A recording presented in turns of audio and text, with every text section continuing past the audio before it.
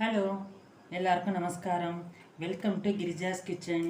என்ன திருத்தி வச்சுருக்கேன்னு பார்க்குறீங்களா? வெள்ளை பூசணிக்காய் கடையில் வாங்கினேன், சீப்பாக இருந்ததுன்னு. வெள்ளை பூசணிக்காய் தோல் சீவிட்டு இந்த மாதிரி சைஸுக்கு திருத்தி வச்சுருக்கேன். இதை வச்சுன்னு நம்ம எப்படி ஒரு டேஸ்டியான மோர் குழம்பு பண்ணுறதுன்னு பார்க்கலாம்.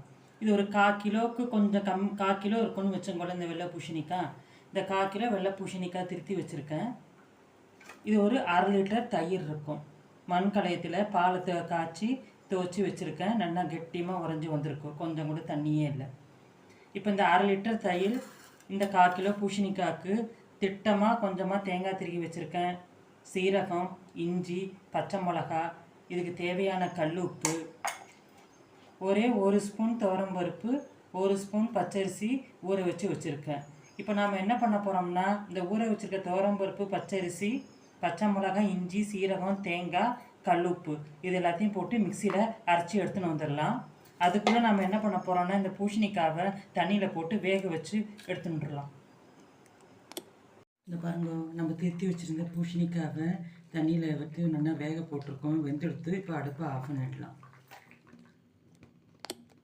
இந்த பாருங்க, 1/2 லிட்டர் தயிர் துவச்சி வச்சுருந்தோம். அதை இப்போ மண் பாத்திரத்தில் வச்சுருக்கேன், அடுப்பில் வச்சுருக்கேன். நம்ம வேக வச்ச பூசணிக்காவை இதோடு சேர்த்துடலாம்.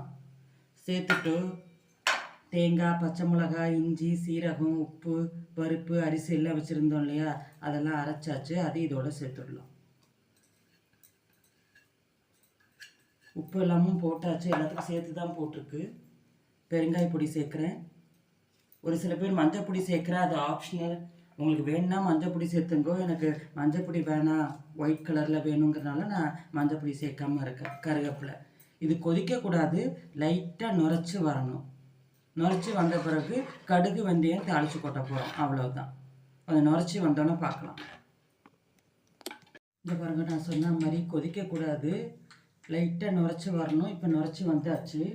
கடுகு வெந்தயம், ஒரே ஒரு வரமிளகாய் தாளித்து கொட்டேன்.